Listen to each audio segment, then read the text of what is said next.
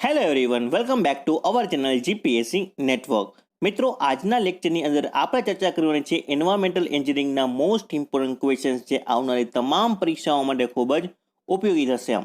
અને તેમાં પણ આપણે મુખ્યત્વે વાત કરવાની છે water demand, it's sources and convenience વિશે. વિડીયો શરૂઆત કરતા પહેલા આપ સર્વ વિદ્યાર્થી મિત્રોને જણાવી દઉં કે મારું નામ છે મિસ્ટર જય ગોહિલ, અને જો તમે સોશિયલ મીડિયાની અંદર કનેક્ટ થવા માંગતા હોય તો આ આઈડીઝ પર મને ફોલો કરી શકો છો. સાથે કોઈ પણ ક્વેશ્ચન્સ, કોઈ પણ ડાઉટ પૂછવા માટે ઇન્સ્ટાગ્રામમાં મેસેજ પણ કરી શકો છો. અને આપણા તમામ લેક્ચરની પીડીએફ એઝ વેલ એઝ જે ડેઇલી કરંટ અફેર્સ અને અન્ય વિષયોની જે ક્વિઝ થાય છે, આ ક્વિઝની અંદર પાર્ટિસિપેટ થવા માટે પણ જીપીએસસી નેટવર્ક નામની ટેલિગ્રામ ચેનલને પણ ખાસ જોઈન કરી શકો છો. તો શરૂઆત કરીએ આજના આ વિડીયોની.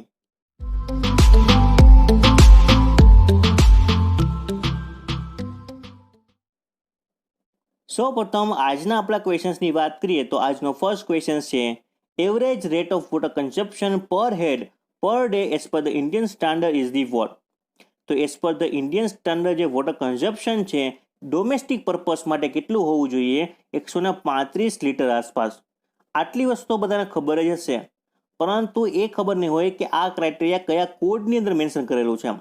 તો ઇન્ડિયન સ્ટાન્ડર્ડ જે IS 1172/1993 કોડ છે એમાં મેન્શન કરેલું છે કે ડોમેસ્ટિક વોટર કન્ઝપ્શનની રેન્જ કેટલી હોવી જોઈએ? તો 135 થી લઈને 225 LPCD આસપાસ હોવી જોઈએ. LPCD એટલે શું થશે? લીટર પર કેપિટા પર ડે. એ પણ તમને ખાસ ખબર હોવી જોઈએ. હવે બીજા નંબરની વાત કરીએ કે કયા કયા કમ્પોનેન્ટ ઓફ ડોમેસ્ટિક વોટર છે કે જ્યાં વોટરની ડિમાન્ડ સૌથી વધુ હોય છે. તો ડ્રિંકિંગ માટે આપણે યુઝ કરીએ 5 લીટર, કુકિંગ માટે પણ 5 લીટર, બાથિંગ માટે 55 લીટર, અને કપડાં ધોવા માટે એટલે કે ક્લોથ વોશિંગ માટે 20 લીટર, યુટેન્સિલ વોશિંગ માટે 10 લીટર, હાઉસ વોશિંગ માટે પણ 10 લીટર, અને ફ્લશિંગ ઓફ વોટર ક્લોઝેટ માટે 30 લીટર. હવે આ બધાનો તમે સમેશન કરશો તો તમને ખ્યાલ આવશે કે 135 લીટર છે દરેક માણસને ડેઇલી જે અલગ અલગ કમ્પોનેન્ટ છે, અલગ અલગ વિભાગ છે તેની અંદરમાં યુઝ કરવા જોઈએ છે. હવે આપણે વાત કરીએ એક ડોમેસ્ટિક વોટરની. હવે આપણને એ ખ્યાલ હોવો જોઈએ કે ડોમેસ્ટિક સિવાય જે અન્ય પર્પઝ છે ત્યાં પણ વોટર કન્ઝપ્શન કેટલું હશે. ફોર એક્ઝામ્પલ આપણે વાત કરીએ ડોમેસ્ટિક વોટર માટે 135 LPCD, તો ઇન્ડસ્ટ્રીયલ યુઝ માટે કેટલું હશે? તો કે એ તમને ખાસ ખબર જોઈએ એક્ઝામ માટે 40 LPCD, પબ્લિક યુઝિસ માટે 25 LPCD, ફાયર ડિમાન્ડ માટે 55 LPCD, અને લોસીસ અથવા તો વેસ્ટેજ અને જે થેફ્ટ થાય છે, પાણીનો બગાડ થઈ જશે, પાણી લોસ થઈ જશે, અને જે પાણીની ચોરી થાય છે એ પણ આપણે ધ્યાનમાં લેવી પડશે, અને એ હશે 55 LPCD. LPCD એટલે કે લીટર પર કેપિટા પર ડે. આટલી વસ્તુ તમને ખાસ ખબર હોવી જોઈએ. એક તો કોડ ડોમેસ્ટિક વોટર માટે અને ઇન્ડસ્ટ્રીયલ વોટિંગ માટે કેટલું હશે, આ એક્ઝામમાં પ્રશ્ન ઓલરેડી પૂછાઈ ગયા છે. નેક્સ્ટ ક્વેશ્ચન તરફ આગળ વધીએ તો સેકન્ડ ક્વેશ્ચન છે A well constructed in a ground without passing any impervious stratum, it is called as the what? એટલે કે એવી વેલ કે જે ઇમ્પરવિયસ સ્ટેટમમાંથી પસાર થતી નથી, તો એવી વેલને શું કહેવામાં આવશે? તો એવી વેલને કહેવામાં આવશે શેલો વેલ. બરાબર, એક હિન્ટ આપણને આપી દીધી છે કે ઇમ્પરવિયસ સ્ટેટમમાંથી પસાર થતી ના હોય તો એવી વેલને કહેવામાં આવશે શેલો વેલ. હવે શેલો વેલ વિશે થોડીક માહિતી લઈએ. તો shallow well it is also called as the dug well. Dug well તરીકે પણ ઓળખવામાં આવે છે, અને it is less than 50 feet deep and constructed above the બેડરોક.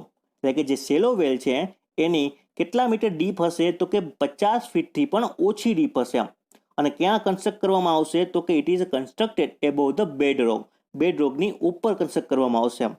બીજા નંબરની વાત કરીએ તો it is rest in a pervious strata and draw it supply from the surrounding soil. મતલબ કે જે શેલો વેલ છે, બરાબર, એ ક્યાં રેસ્ટ કરશે? તો કે પરવિયસ સ્ટેટા ઉપર. અને પસાર નથી થતી ક્યાંથી? તો કે ઇમ્પરવિયસ સ્ટેટા ઉપરથી. બરાબર, અને વોટર સપ્લાય ક્યાંથી કરવામાં આવશે? તો કે સરાઉન્ડિંગ સોઇલમાંથી. તો આટલી વસ્તુ આપણને શેલો વેલ વિશે ખ્યાલ હોવો જોઈએ. હવે વધારે આપણે વાત કરીએ ટ્યુબવેલ વિશે. તો tubewell it is obtain discharge from the mechanically. તો ટ્યુબવેલની અંદર જે ડિસ્ચાર્જ ઓપ્ટેન કરવામાં આવે છે કેવી રીતે? તો કે મિકેનિકલી. એટલે કે કોઈ મશીન દ્વારા આપણે વોટર છે એ સપ્લાય કરશું. ફોર એક્ઝામ્પલ પંપ દ્વારા. વેલમાંથી આપણે પંપ દ્વારા એ વોટરને સપ્લાય કરી શકીએ, ડિસ્ચાર્જ મેળવી શકીએ. બરાબર, તો એવા વેલને આપણે શું કહેવામાં આવશે? તો કે tubewell. Tubewell it is a use which is a long pipe or tube is bored or drilled into the ground and intercepting one or more water bearing strata. મતલબ કે ટ્યુબવેલ છે એ ઇમ્પેરિયલ સ્ટ્રાટામાંથી પણ પસાર થઈ શકે છે અને પરિવેશ સ્ટ્રેટામાંથી પણ પસાર થઈ શકે છે. અને એ પાણી અથવા તો જે વોટર સપ્લાય કરવા માટે આપણે શું કરશું તો કે લોંગ પાઇપ અથવા તો ડ્રીલ કરીને અથવા બોર કરીને પણ આ વોટરને ડિસ્ચાર્જ મેળવી શકાય છે. તો એવી વેલને કહેવામાં આવશે ટ્યુબ વેલ. આ વસ્તુ તમને ખાસ ખબર હોવી જોઈએ. પોઈન્ટ કયો યાદ રાખવાનો છે કે ટ્યુબવેલ છે એ ઇમ્પેરિયલ સ્ટ્રેટા અને પરિવેશ સ્ટ્રાટા આ બંનેમાંથી પસાર થાય છે અને મિકેનિકલી ડિસ્ચાર્જ મેળવવામાં આવે છે. બરાબર. જ્યારે સેલો વેલની અંદર શું છે તો કે ઇમ્પેરિયલ સ્ટ્રેટામાંથી પસાર થતું નથી, ખાલી ને ખાલી ફક્ત ને ફક્ત પરિવેશ સ્ટ્રેટામાંથી પસાર થાય છે. બીજા નંબરની વાત કરીએ આર્ટેશિયન વેલ.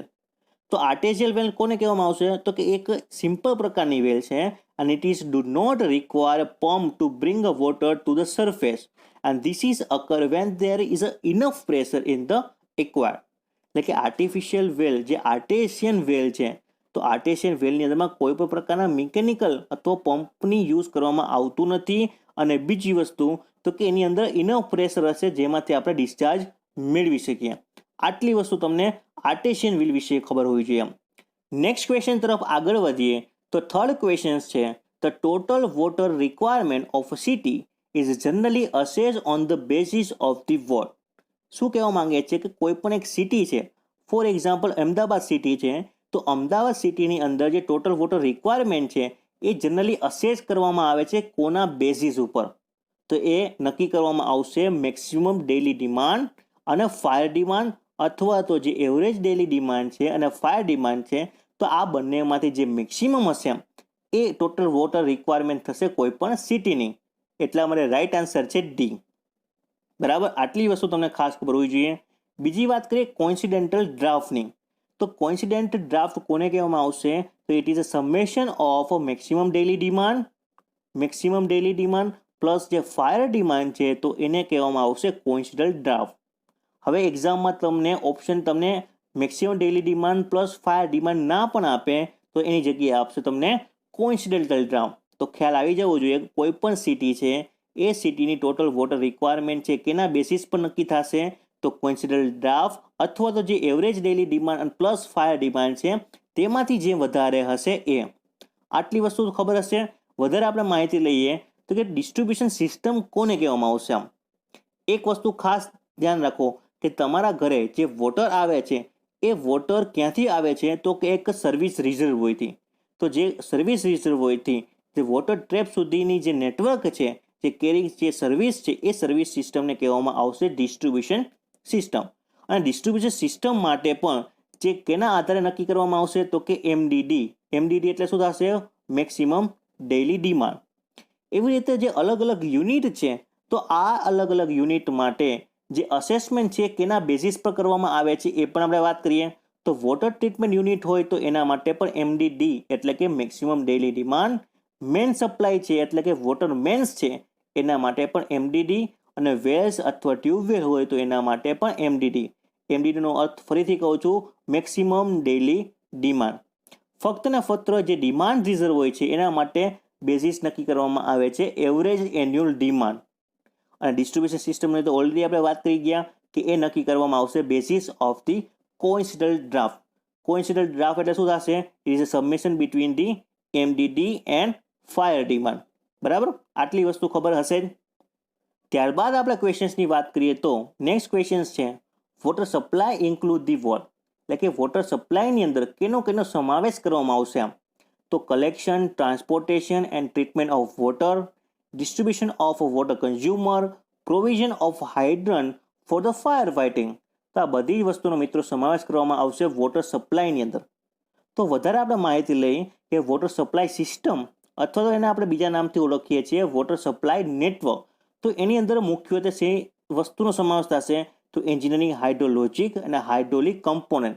તો આ વસ્તુઓ પ્રોવાઈડ કરવા માટે કઈ વસ્તુઓનો અંદર સમાવેશ થશે તો ફર્સ્ટ છે ડ્રેનેજ બેસિન, ત્યારબાદ છે draw water collection point, next છે water purification facility, water storage facility, additional water pressurising component such as a pumping station એટલે કે પમ્પિંગ સ્ટેશનનો પણ તેની અંદર સમાવેશ થશે. અને ત્રીજું છે પાઇપ નેટવર્ક. તો કઈ કઈ વસ્તુનો સમાવેશ થશે મિત્રો? તો આ બધી જ વસ્તુ વોટર સપ્લાય સિસ્ટમ અથવા વોટર સપ્લાય નેટવર્કની અંદર સમાવેશ થશે. Drainage basin, row water collection point, pressurise જે પમ્પિંગ સ્ટેશન છે તેનો, પ્યોરિફિકેશન સિસ્ટમ છે, પાઇપ નેટવર્ક છે, આ બધી વસ્તુનો સમાવેશ કરવામાં આવશે. તો આટલી વસ્તુ આપણને ખબર હોવી જોઈએ. ત્યારબાદ ક્વેશ્ચન્સની આપણે વાત કરીએ તો નેક્સ્ટ ક્વેશ્ચન છે the velocity of exist waste cases should be minimum of the word of a wind speed to prevent a down drought. શું કહેવા માંગે છે કે જે એક્ઝિસ્ટ વેસ્ટ ગેસીસ છે એની વેલોસિટી કેટલી હોવી જોઈએ, જે કેનાથી? તો કે wind speed of the prevent draw down. તો એ હશે 2.5 મીટર પ્રતિ સેકન્ડ. આ પણ તમારે ખાસ યાદ રાખવાનું છે કે velocity of exist waste gases છે મિનિમમ કેટલી હશે? તો કે 2.5 મીટર પ્રતિ સેકન્ડ. આટલી વસ્તુ તમને ખાસ ખબર હોવી જોઈએ. ત્યારબાદ આપણે ક્વેશ્ચન્સની વાત કરીએ તો which department looks after the execution and the maintenance of water supply and sanitary work. હવે આ એક ક્વેશ્ચન્સ મિત્રો ઇન્ટરવ્યુનો ક્વેશ્ચન છે, પરંતુ આપણે ક્લાસ 3ની એક્ઝામ આપતા હોય તો આ ક્વેશ્ચન પણ આપણને ખબર હોવી જોઈએ કે કયા ડિપાર્ટમેન્ટની અંદર કયું વર્ક આવે છે. તો સૌપ્રથમ વાત કરીએ પીડબ્લ્યુડી. પીડબ્લ્યુડીને આપણે કહીએ છીએ પબ્લિક વર્ક ડિપાર્ટમેન્ટ. તો તેની અંદર કયા વર્કનો સમાવેશ થશે? તો કે construction and maintenance of the state government of a building and road. તો કે જે સ્ટેટ ગવર્મેન્ટના બિલ્ડિંગ અને રોડનું કામકાજ છે કોણ સંભાળશે? તો કે પીડબ્લ્યુડી. અને પીડબ્લ્યુડીનો મતલબ થાય છે પબ્લિક વર્ક ડિપાર્ટમેન્ટ. એવી રીતે બીજી આપણી વાત કરીએ આઈડી. આઈડી એટલે કે ઇરિગેશન ડિપાર્ટમેન્ટ. તો ઇરિગેશન ડિપાર્ટમેન્ટની અંદર કયા કયા વર્કનો સમાવેશ થશે? તો કે construction and maintenance of multipurpose project for irrigation of land under the control of the state government. એટલે કે જે સ્ટેટ ગવર્મેન્ટની અંદર જે કંટ્રોલમાં આવે છે મલ્ટીપર્પઝ પ્રોજેક્ટ, એ પ્રોજેક્ટનું કામ કોણ સંભાળશે? તો કે આઈડી એટલે કે ઇરિગેશન ડિપાર્ટમેન્ટ. અને એવી રીતે છે પીએચઈ. પીએચઈ એટલે આવશે પબ્લિક હેલ્થ ડિપાર્ટમેન્ટ. તો પબ્લિક હેલ્થ ડિપાર્ટમેન્ટની અંદર કયા વસ્તુનો સમાવેશ થશે? તો construction and maintenance of the water supply and sanitary engineering work.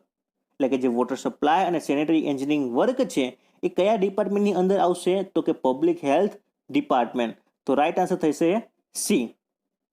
Next question is, as per the Indian standard specification, the peak discharge for the domestic purpose per capita per minute is taken as the what? તો પ્રશ્ન કંઈક એવા પ્રકારનો છે કે as per the Indian standard peak discharge કેટલો હોવો જોઈએ ફોર ધ ડોમેસ્ટિક પર્પઝ પર કેપિટા પર મિનિટ. તો મિત્રો 5 થી 10 યુઝર્સ હોય તો એના માટે 1.80 લીટર, 15 યુઝર્સ હોય તો 1.20 લીટર અને 20 યુઝર્સ હોય તો એના માટે 1.35 લીટર પીક ડિસ્ચાર્જ હોવો જોઈએ. એટલે અમારે રાઈટ આન્સર છે D, all of the above. આ વસ્તુ તમને ખાસ યાદ હોવી જોઈએ કેમ કે એક્ઝામમાં પ્રશ્ન ખૂબ જ ઇમ્પોર્ટન્ટ છે. 1 થી 2 વખત આ પ્રશ્ન પૂછાઈ ગયો છે એટલા માટે. ત્યારબાદ આપણે ક્વેશ્ચન્સની વાત કરીએ તો which type of drainage system will collect the rain water. એટલે કઈ પ્રકારની જે ડ્રેનેજ સિસ્ટમ છે એ યુઝ થશે two collect the rain water. તો રેન વોટર કલેક્ટર માટે જે સિસ્ટમ યુઝ કરવામાં આવે છે એ સિસ્ટમનું નામ છે પ્રાઇમરી ડ્રેન. તો રાઈટ આન્સર છે એ. હવે પ્રાઇમરી ડ્રેન સિસ્ટમની થોડીક આપણે માહિતી લઈએ તો પ્રાઇમરી જે ડ્રેન છે are compose of main drain. એટલે કે જો ડ્રેનેજ સિસ્ટમની અંદરમાં જે મેઇન ડ્રેન છે એનું નામ છે પ્રાઇમરી ડ્રેન. અને ક્યાં યુઝ થશે? તો કે ઇટ ઇઝ અ સર્વ the large area of city or city as a wall. એટલે કે જે સંપૂર્ણ સિટી માટે, જે મોટા સિટી છે તો આ સિટી માટે મેઇન ડ્રેન છે તરીકે યુઝ થશે પ્રાઇમ ડ્રેન, અને એ ડ્રેન સિસ્ટમની અંદરમાં મુખ્ય હશે. હવે ત્યારબાદ વાત કરીએ સેકન્ડરી ડ્રેનની. તો secondary drain are network of a small drain, બરાબર, અને it is carry a water from the territory drain to the prime drain. એટલે કે જે ટેરિટરી ડ્રેન છે આ ડ્રેનથી જે પ્રાઇમરી ડ્રેનને કનેક્ટ કરવાનું કામ કોણ કરે છે? તો કે સેકન્ડરી ડ્રેન, બરાબર. એટલે કે પ્રાઇમરી અને ટેરિટરી ડ્રેનને જોડવાનું કામ કરે છે સેકન્ડરી ડ્રેન. અને ત્યારબાદ છે ટેરિટરી ડ્રેન. અને ટેરિટરી જે ડ્રેન્સ છે એ સૌથી નાનો યુનિટ છે, એટલે કે સૌથી નાનું હશે ટેરિટરી. એક આપણે ફિગર જોઈ લઈએ તો ફિગરમાં જોઈ શકીએ છીએ કે આ મેઇન ડ્રેન છે તો મેઇન ડ્રેનને કનેક્ટ થાય છે સેકન્ડરી, અને સેકન્ડરી કનેક્ટ થાય છે ટેરિટરીના. તો આ રીતે આપણે યાદ રાખી શકીએ. અને રેન વોટર માટે કઈ ડ્રેન યુઝ થશે? તો કે પ્રાઇમરી. તો આટલી વસ્તુ આપણને ખાસ ખબર હોવી જોઈએ. ત્યારબાદ આપણે ક્વેશ્ચન્સની વાત કરીએ તો which of the following method is use to forecast the population of all and very large cities. પ્રશ્ન કંઈક એવો છે કે પોપ્યુલેશન ફોરકાસ્ટ કરવાની એવી કઈ મેથડ છે જે ઓલ અને વેરી લાર્જ સિટી માટે યુઝ થશે? તો રાઈટ આન્સર છે એ, એરિથમેટિક ઇન્ક્રીઝ મેથડ. હવે પોપ્યુલેશન ફોરકાસ્ટ કરવાની અમુક મેથડો છે. આ મેથડ વિશે આપણે વાત કરીએ તો ફર્સ્ટ આપણે વાત કરીએ હમણાં એરિથમેટિક ઇન્ક્રીઝ મેથડ. તો એરિથમેટિક ઇન્ક્રીઝ મેથડ છે એ કઈ જગ્યાએ એપ્લિકેબલ છે? તો large and establish cities where the limited scope of the expansion, એટલે કે જે ઓલ્ડ સિટીઝ છે, ડેવલપ્ડ સિટી છે, તો એવી સિટીઝની અંદરમાં જે એક્સપાન્શનનો જે સ્કોપ છે એ ઓછું હશે. તો એવી જગ્યાએ આપણે યુઝ કરશું arithmetic increase method two determine a population of forecast. એવી રીતે બીજું છે જીઓમેટ્રિક પ્રોગ્રેશન મેથડ. તો આ મેથડનો આપણે ક્યાં યુઝ કરી શકીએ છીએ? તો apply to young and rapidly developing city with large scope of the expansion, એટલે કે જે નવી રેપિડલી જે ડેવલપ થાય છે સિટી અને ત્યાં લાર્જ સ્કોપ છે એક્સપાન્શન માટે, તો એવી જગ્યાએ આપણે યુઝ કરશું જીઓમેટ્રિક પ્રોગ્રેશન મેથડ. અને ત્યારબાદ છે ઇન્ક્રીમેન્ટલ ઇન્ક્રીઝ મેથડ. તો આ મેથડનો કઈ જગ્યાએ યુઝ થશે? તો કે it is adopted for any city whether old or new, એટલે કોઈ પણ સિટીઝ માટે આપણે એડોપ્ટ કરી શકીએ છીએ. ઓલ્ડ હોય, ન્યૂ હોય, ડેવલપિંગ હોય, ડેવલપ્ડ હોય, તો એવી સિચ્યુએશનમાં આપણે યુઝ કરી શકીએ છીએ ઇન્ક્રીમેન્ટલ ઇન્ક્રીઝ મેથડ. ત્યારબાદ છે decreasing rate of growth method. તો આ મેથડનો કઈ જગ્યાએ આપણે યુઝ કરશું? If the population is reaching towards the saturation and the growth rate is decreasing. એટલે શું કહેવામાં આવે છે કે પોપ્યુલેશન છે એ રીચીસ થાય સેચ્યુરેશન, એટલે કે સૌથી વધારે પીક લેવલ ઉપર પહોંચી જાય, અને પછી જે ગ્રોથ રેટ છે એ ડિક્રીઝ થાય, તો એવા સમયે આપણે યુઝ કરી શકીએ છીએ ડિક્રીઝિંગ રેટ ઓફ ગ્રોથ મેથડ. નામ ઉપરથી જ ખ્યાલ આવી જશે કે જો રેટ છે, ગ્રોથ રેટ છે એ ડિક્રીઝ થવા માંડે અને પોપ્યુલેશન છે એ રીચ થઈ જાય સેચ્યુરેશન ઉપર, તો એવી જગ્યાએ આપણે યુઝ કરશું decreasing rate of growth method. ત્યારબાદ આપણે ક્વેશ્ચન્સની વાત કરીએ તો ક્વેશ્ચન્સ છે which of the following represent the value of hourly variation. તો which of the following represent આપણે યુઝ કરશું? તો કે અવરલી વેરિએશન હોય તો તેને આપણે ફેક્ટર રિપ્રેઝન્ટ થશે 1.5. હવે અલગ અલગ આપણે વેરિએશન વિશે આપણે વાત કરીએ તો જો અવરલી વેરિએશન હોય તો આપણે યુઝ કરશું 1.5, એટલે કે maximum અવરલી variation is equal to 1.5 to the average અવરલી variation. Daily પૂછે તો 1.8, વીકલી પૂછે તો 1.48 અને મંથલી પૂછે તો 1.28. કોના? તો કે maximum variation to the average variation. આટલી વસ્તુ આપણને ખાસ ખબર હોવી જોઈએ. મંથલી પૂછે, વીકલી પૂછે, ડેઇલી પૂછે કે અવરલી, 1.5, 1.8, 1.48 અને 1.28, એટલે ક્રમશઃ શું થાય છે? ઘટાડો થાય છે. બરાબર? તો આ વસ્તુ તમે યાદ રાખી શકો છો. તો આ હતો આજનો આપણો વિડીયો. આઈ હોપ કે વિડીયો તમને પસંદ આવ્યો હશે. પસંદ આવ્યો હોય તો વધુમાં વધુ લોકો સાથે શેર કરો, કેમ કે ખૂબ જ ટૂંક સમયની અંદરમાં જ જે ભરતીઓ બહાર આવશે. કોરોનાના પેન્ડેમિકની સિચ્યુએશનમાં ધીમે ધીમે આપણે ઉપર આવી રહ્યા છીએ. તો વિડીયોને બને એટલો જે બધાના વિદ્યાર્થીઓ સાથે તમારા ફ્રેન્ડ્સ સાથે શેર કરો, અને જો પસંદ આવ્યો હોય તો લાઇક પણ કરી દો. Thank you for watching this video. Have a great day.